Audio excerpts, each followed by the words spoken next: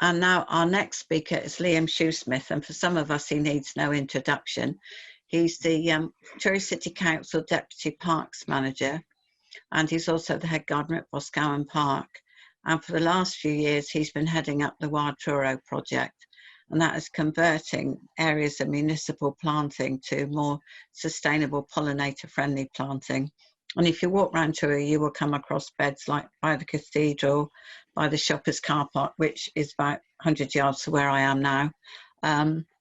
And also, you may have noticed in the parks that there, at the moment, there's quite a lot of vegetable planting along with dahlias, and that was Liam's idea, because we couldn't get hold of enough bedding plants at lockdown, and also a lot of the non-essential staff were furloughed. So you will find a lot of rainbow chard with dahlias, and it looks absolutely stunning. And if you go to the bed that's just opposite Truro Bowl, I think that's just amazing. So if you're in Truro, have a look around and go to the two parks, and I was standing in Boscawen Park the other day in between the beds of wildflowers, and I felt like I was in a wildflower oasis. It's just amazing. So I'm not going to go on anymore, but he's does a weekly column in a local paper, and he's on Radio Cornwall a lot, and he's also does talks with Cafe Scientifique, and I think any day now he'll start doing TED Talks, and he would be really good at it. So over to you, Liam. Wow. Thanks for that, Lindsay. Well, I'm going to say, looking at all the other videos that we've seen, I feel a bit of a thickie here, really. But my side of this is going to be talking about how wildlife can be encouraged into the garden, because what we're talking about woodlands, we're talking about marshland and all these things. And what we can do in the garden is create biodiversity, and that's easy for us to do. Last time I read it, there was 500,000 hectares of garden in the UK. So if that's true, that's a heck of a lot of biodiversity that we can create. And there is no doubt that things are on the decline. We've already covered that. One of the easier ways to tell about pollinators, for instance, how they've declined, if you jumped in a car back when I passed my driving test in 1991, and you on a summer's day drove up the M5, you'd get back and you'd have to jet wash the front of that car because it was full of insects.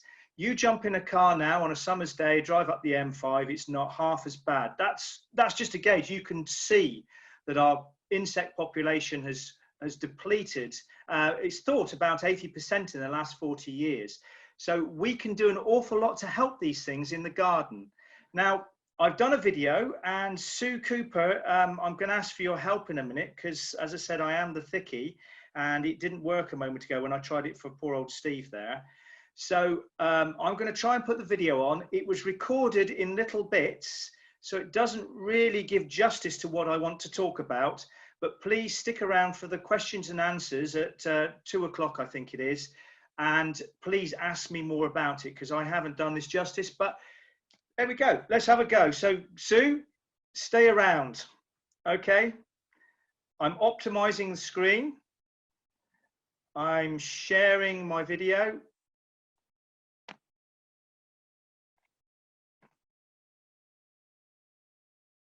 Okay. Making it bigger. Lovely. I think we're there.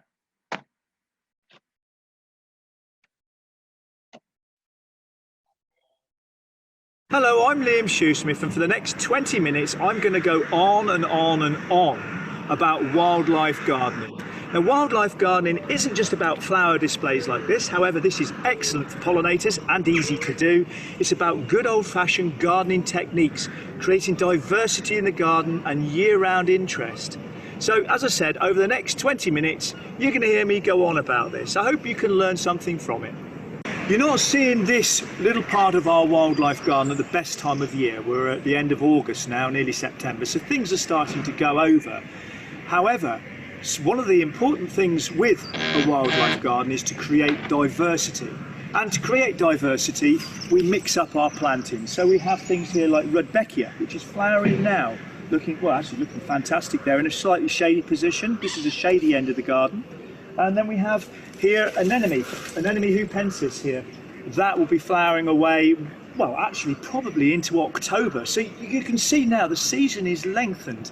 And then we've got hellebores, which flower in the winter and are still just showing flowers now. Now this is all for pollinators. This is really important because things are getting warmer. It doesn't matter what we say, the climate is getting warmer. I notice as a gardener, and things like the bees and things that hibernate during the winter months, they're now waking up, because sometimes it can be +12 in December and bees will fly around looking for a food source. So you need flowers during the winter like these hellebores, but also you need flowers at this time of year so that they can get their food source now. So that's diversity is an important thing with a wildlife garden. But where do you start with it? Well, you start here, and this here is what I always start with. This is organic matter. This is made from leaves which fall down in the next few months, and we'll collect those leaves, we'll leave them in piles, and we'll get leaf mold, which makes a marvelous mulch and soil improver. So that's good for the garden. That's a good start, good old-fashioned gardening technique. Get your mulch down on the garden to improve the soil structure. But it doesn't just do that. What this does, when you put it down there, put it on the garden, what mixes in there? Worms. They come along, they eat the leaves, they munch them up, they start mixing them in the soil. You've now got wildlife going into your garden. The mixing of all these leaves and the enzymes the worms cast as they're eating the leaves, they are then eaten by bacteria, and bacteria start working in your garden. A good demonstration of bacteria is look at a compost heap in the winter. Pull back the compost heap, you've got heat there. That's the bacteria moving around quickly, creating heat. So bacteria is there. Your soil is becoming alive. It's starting to work. Fungi gets in there to start breaking things down. Fungi then release nitrates and feed for the plants to grow well. This is good technique. It's a good way, a good structure, and a good start for your garden. So that's how you start. Start with the ground. Now you've got the worms in there. What eats worms? Hedgehogs, birds. You've got frogs and toads. They'll come and go into all the wet, damp leaves during the winter months as well. And they'll eat the worms, and they'll eat the creepy crawlies that go in there, all the insects and everything. So you're now getting the bigger wildlife into your garden. It just escalates, and it all starts from the ground.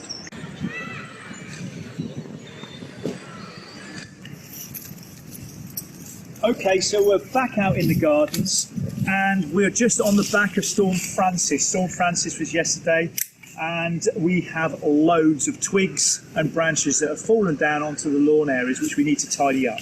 And what we'll do with this, we'll take them away from the gardens out of sight, and we'll make brash piles.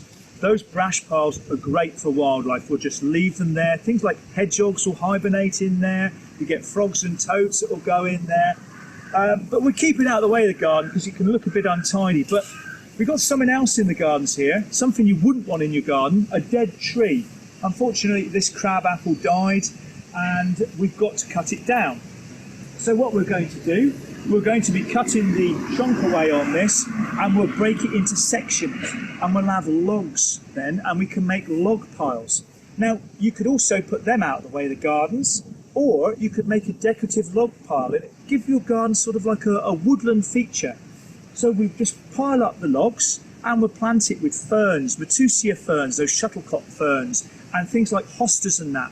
Make it look a real feature, a woodland feature. As I said, you could have foxgloves and things coming up behind it as well.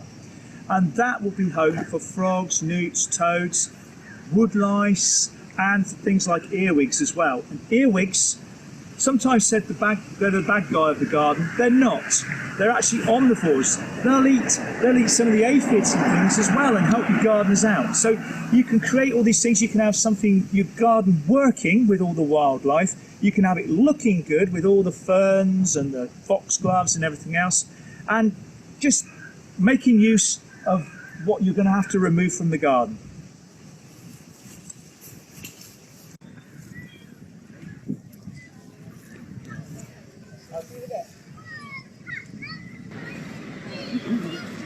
It was a real shame that we had Storm Francis hit us when we were doing all these recordings, and I have to thank Chris, who's behind the camera and been following me around all these areas.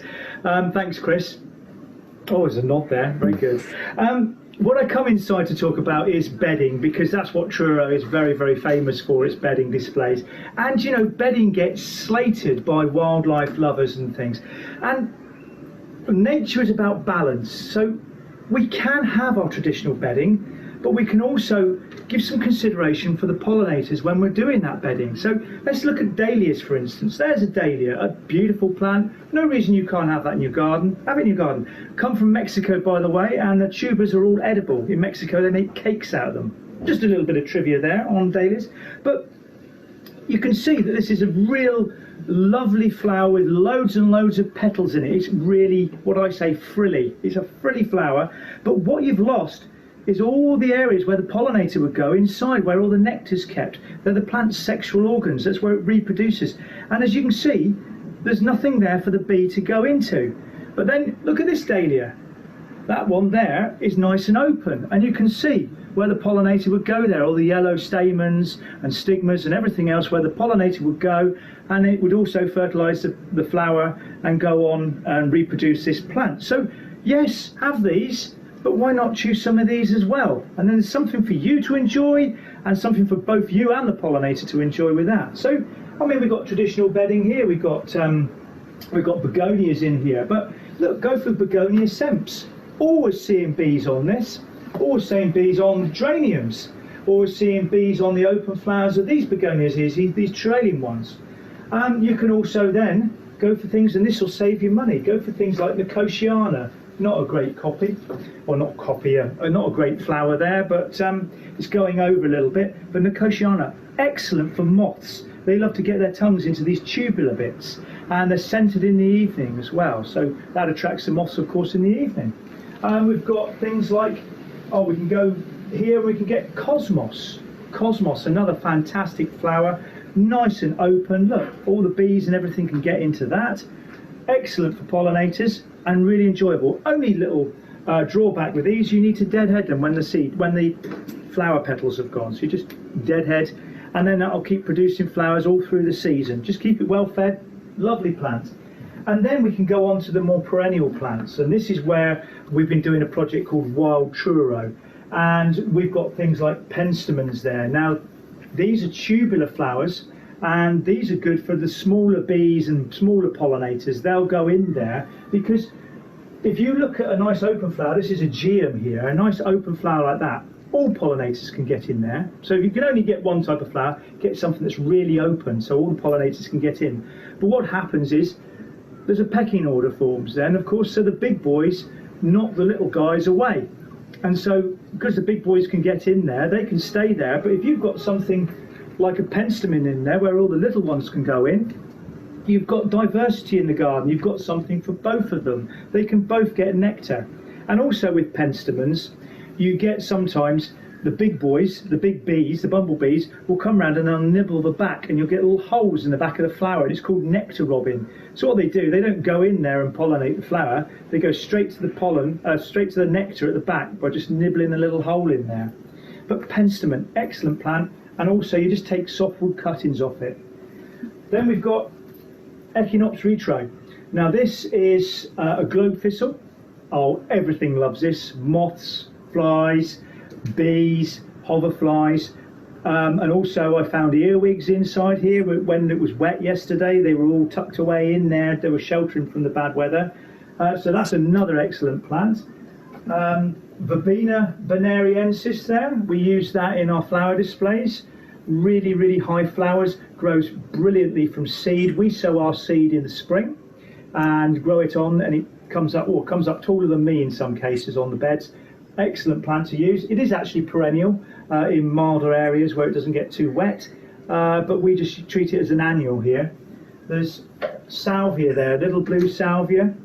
Salvia for every occasion. This is one that's actually lost its red flecks at the moment, but this is one called Hot Lips. Really easy to propagate from softwood cuttings again. It's perennial, comes from Mexico, grows really well in a free draining soil, and honestly, if you've got this in your garden, you'll hear nothing but buzzing. We'll go on a bit more. We've got some Achillea. Achillea is like an attraction for hoverflies. You seem to get a lot of hoverflies on this. And then we've got, the cone flowers. These are fantastic. This is echinacea. There's different colours of echinacea. This just happens to be a white one. Again, lots and lots of pollinators will come here. I've seen butterflies on these ones. You'll see, well, the whole lot will come here and enjoy them. Echinacea's cone flowers. We've already done a geum. Geums are great. This is one called tangerine. This will flower all summer. All summer this will be going on, and it goes lovely with this geranium in front of it as well. I think this geranium's called Roseanne. I never get the name right, but again, this will just keep flowering all through the summer. In fact, I've got one at home like this, and it was flowering in December because we had a mild winter. It just kept flowering. And I've got a lovely picture actually of a little fly in there in December. The flies, obviously it was a bit warmer, flies were going around and they were getting in there. You've got sedums here. There's lots of varieties of sedum. Here we go, leucanthemum. This is excellent, and it splits as well. So it's a herbaceous perennial, and you can split this in the spring and make lots of clumps. Grows like mad. Rudbeckia, love this plant. Again, goes with the cone flowers quite nicely, and again, lots and lots of pollinators will go there. We've got persicarias. It's just endless. Here's a really good one to use. This is one called Nepeta. Now this is a narcotic for cats. Quite often, if you've got it growing in your garden, you'll find a cat will come along and you'll find little dents in the plant, and that's where the cats have been rolling, because it's actually a narcotic. So, okay, you get your cats high, but the bees, they love it. They absolutely love it. It's a great replacement for lavender if you can't get it to grow in your garden. Just a pre-draining soil, and you can take cuttings again of this with softwood cuttings, and you can split the clumps as well in the spring. So, and here we go. Somebody gave us some buddleia. This is a little dwarf one. I haven't got a clue which variety it is, but buddleias, they're known as the butterfly bush, and boy, have we had some butterflies around our buddleias this year. Lots and lots of varieties.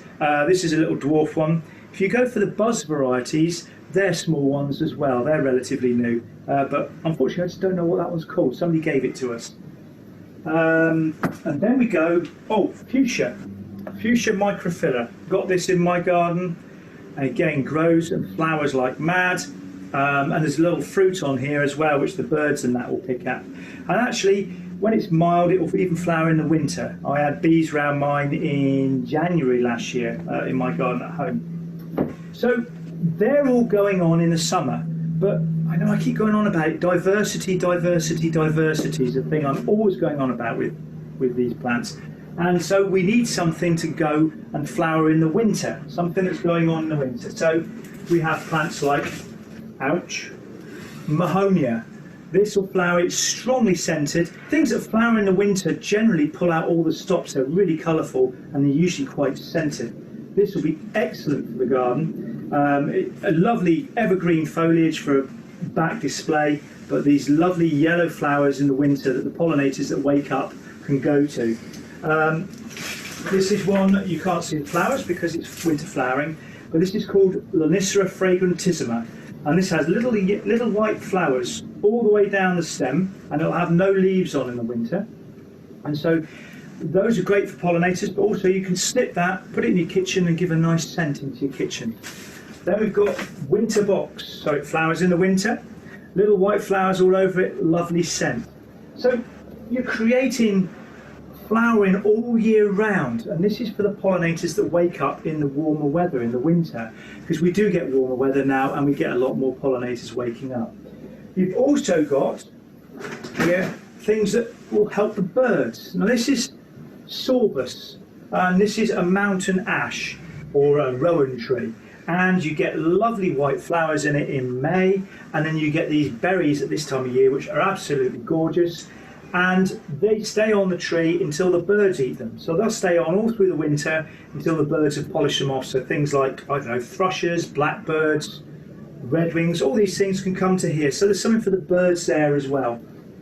And, not to forget, and there's a half dead flower of it. It's dried and looked at. But that's a hellebore. Winter flowering again. Nice open flowers for the pollinators. So it's just about creating diversity, having those nice open flowers if you can't find anything else, and just something that will flower all the way through the year. Just get your books. The RHS as well have got an excellent website with loads and loads of pollinator friendly plants. So really easy to do, and these things can be propagated. Get friends with your neighbours, go over there and just see if you can take some splits off their herbaceous perennials or take some cuttings during the summer and just grow them for free.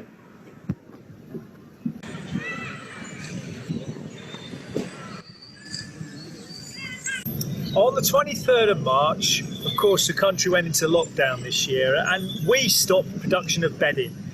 We had a team of 14, it went down to 4 who were fluctuating in and out for social distancing reasons. So we were really stuck what to do with Boscawen Park should we open up again this summer. So what we did, we went out and we bought some pollinator friendly seed mixes. And literally this park, after everything was dug up and removed from the winter bedding, we just sowed seed here. It took literally 20 minutes and it's going down a storm. All the people around here are always commenting on it. I've had several comments just walking across here just now. But something else that's really enjoying it are the pollinators, because this is pollinator friendly.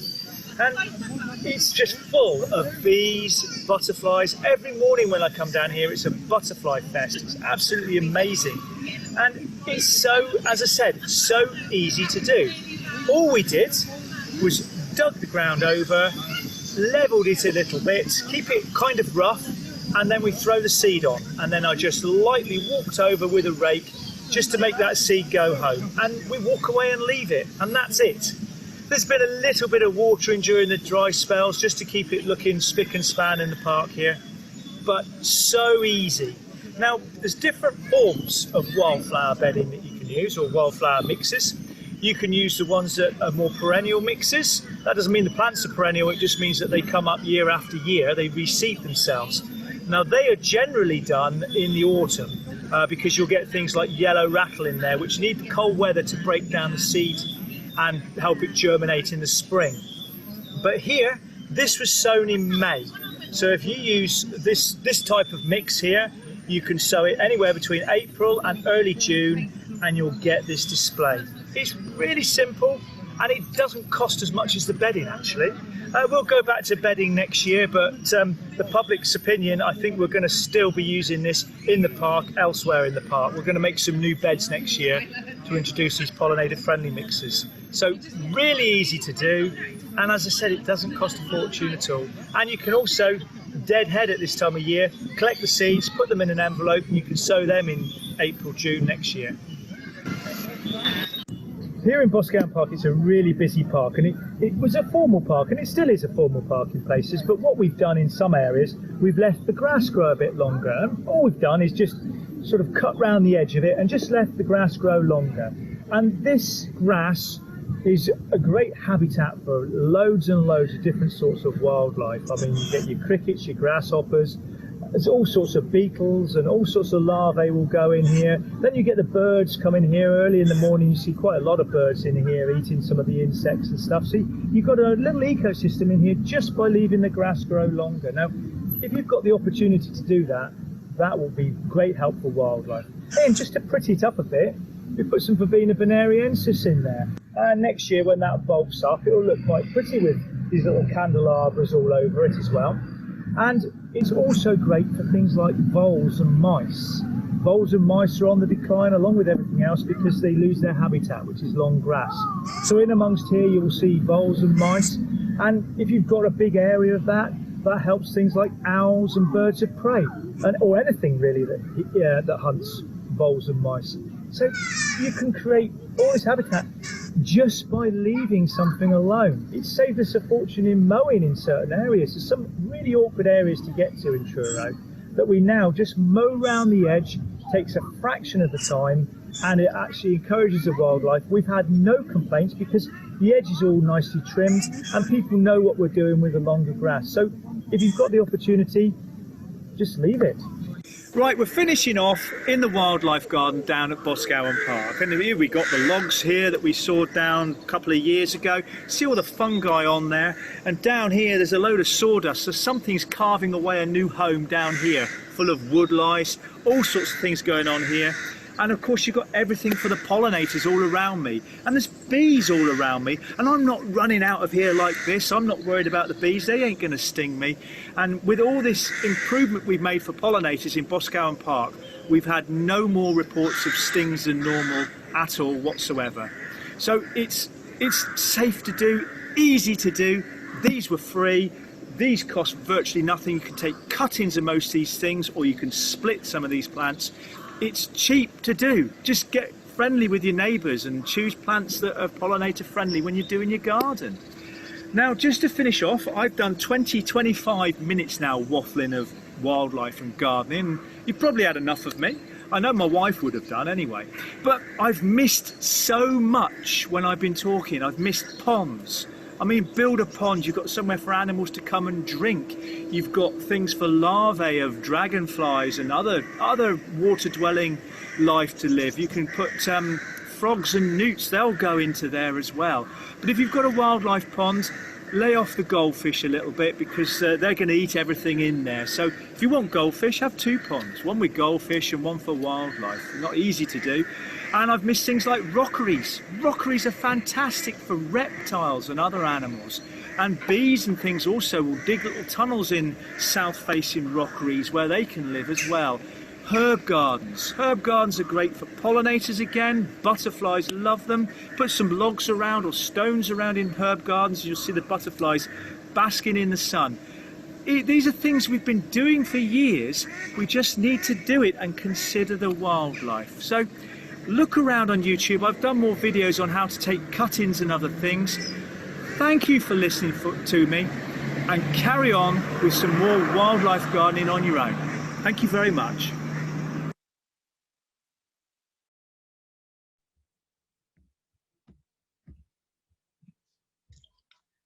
Thank you so much, Liam. That's a brilliant video.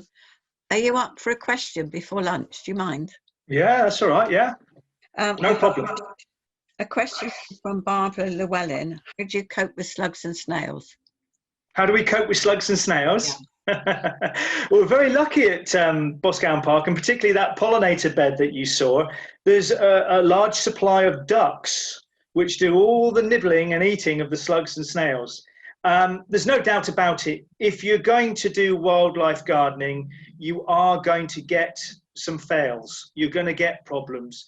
But also with slugs and snails, you've got to sort of remember that we're too tidy in the gardens. If you're a slug and you want to go and eat something, you'll eat decaying matter before sometimes you'll eat a crusty edible plant.